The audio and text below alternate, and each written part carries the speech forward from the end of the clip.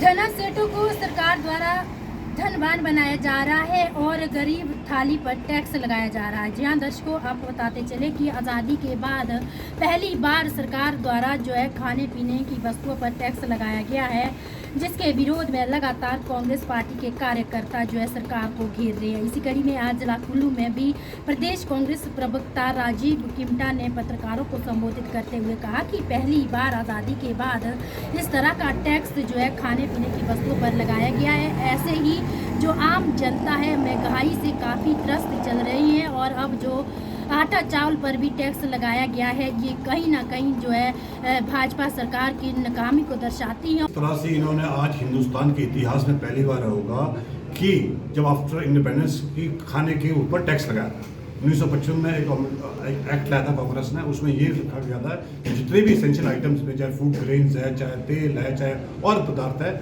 वो रखे गए थे। तकरीबन 200 कुछ की लिस्ट थी कि जिस तरह से सिर्फ उसी में था कि कोई हुडी ना कर सके और कोई दुकानदार अपनी मनमानी ना कर सके और वो टैक्स फ्री रहे। लेकिन इन्होंने जब इनकी सरकार आई 2013 में फिर हमारा एक नेशनल फूड सिक्योरिटी बिल आया था, उसमें एसेंशियल किया गया था कि आम बच्चे को, छोटे बच्चे को भी जो है भरपूर भोजन मिला करे और वो मिल भी रहा। लेकिन 2020 में इन्होंने 23 सितंबर 2020 को इसको बिल को दोबारा से लाया और विदाउट अपोजिशन जो था वो नहीं था, ऑपोजिशन नहीं था और इन्होंने बिल पास कराया। और उस वक्त ये जितने भी कमोडिटीज थी, चाहे फूड ग्रेन्स थी, तेल वगैरह, वो सब जो 200 कुछ आइटम्स थी वो बाहर निकाला। आइटम्स क्या रखी उसमें? मास्क रखे, सैनिटाइजर रखे, इत्यादि रखे।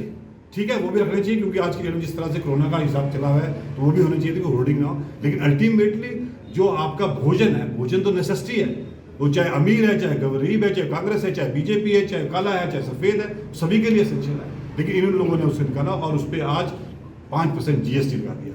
लेकिन जिस तरह से ईस्ट इंडिया कंपनी आई थी हिंदुस्तान के अंदर और उन्होंने शुरुआत की थी बंगाल से और उसके बाद पूरा हिंदुस्तान उन्होंने अपने कब्जे में किया था, उसी तरह भाजपा जो है वो ईस्ट इंडिया कंपनी की एक भूमिका रहल कर रही है। वो नाम की आम लोगों के बारे में सोच रही है। वो ईस्ट इंडिया कंपनी जिस तरह से अपना मुनाफा समझती थी कि मुनाफा किस तरह से कमाया जाए, वैसे ही भाजपा भी चाह रही है कि किस तरह से मुनाफा कमाया जाए। यहाँ पे विधानसभा की सीट थी और उसके साथ साथ आज रिसेंटली ही 4 दिन पहले ही हमारे पूर्व अध्यक्ष पंडित खीमीराम जी, वो जो भाजपा के अध्यक्ष थे, वो कांग्रेस में ज्वाइन किए और पिछले कल ही 2 बारी के एमएलए स्वर्गीय राकेश वर्मा, उनकी धर्मपत्नी ज्वाइन की है और ये फहरिस्त लंबी है। तो ये कारण कहीं ना कहीं जो ये 3 लोग, 4-5 लोगों के मैंने नाम गिनाया है, इन लोगों की मेहनत है कि आज ये लोग जहां अपने कुनबे को इकट्ठा कर रहे हैं, वहीं जो भाजपा का जो कुनबा उसको बिखेर रहे हैं और आज भाजपा के अंदर काफी खलबली मची हुई। इसी के साथ हिमाचल दर्पण लाइव टीवी के लिए कुल्लू से मैं आशा रोका।